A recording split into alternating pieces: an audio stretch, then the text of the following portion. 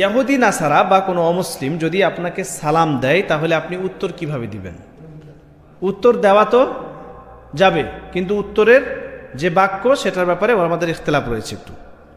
অধিকাংশ ওলামা ইকরামগণ, জুমহুর ওলামা ইকরামগণ বলেন যে যদি কেউ সালাম দেয় তাহলে আপনি শুধুমাত্র কি বলবেন? ওয়া আলাইকুম, বাস, এর থেকে বেশি আপনি বলবেন না।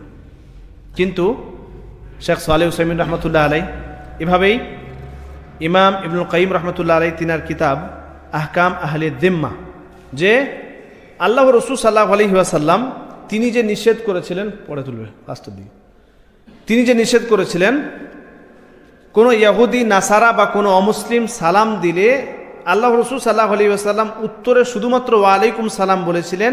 সেখানে একটা দলিল পাওয়া যায় যে তারা সালাম আসসালামু আলাইকুম তারা বলেনি, কি বলেছিল?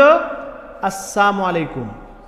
আসসাম মানে হচ্ছে আল মত, আসসালাম আলাইকুম মানে আল মত আলাইকুম, তোমার উপর মৃত্যু, মানে বদদুয়া দিয়েছিলেন। সেক্ষেত্রে আল্লাহ রাসূল সাল্লাল্লাহু আলাইহি ওয়াসাল্লাম বললেন যে ওয়া আলাইকুম, মানে তুমি যেরকম বললে সেরকমই আমি উত্তর দিলাম।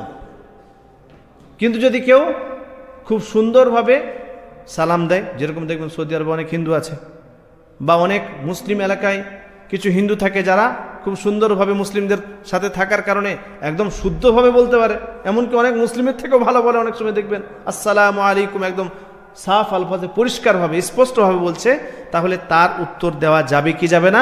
শেখ সালেহ উসাইমিন রহমতুল্লাহ আলাইহি বলছেন এবং ইমাম ইবনুল কাইয়িম রহমতুল্লাহ আলাইহি বলছেন যে দেওয়া যাবে ইনশাআল্লাহ। কারণ ওই হাদিসের ভিতরেই দলিল রয়েছে যে আল্লাহ রাসূল সাল্লাল্লাহু আলাইহি ওয়াসাল্লাম শুধুমাত্র বিশেষ প্রেক্ষাপটে যারা আমাদের ওপর বদদুয়া করার উদ্দেশ্যে সালাম দিত, আসসালামু আলাইকুম বলতো, মানে শব্দ চয়নে তারা পার্থক্য করত, তাদের ক্ষেত্রে বলা হয়েছে যে তোমরা যেরকম বদদুয়া দিচ্ছ তোমাদের ওপরও।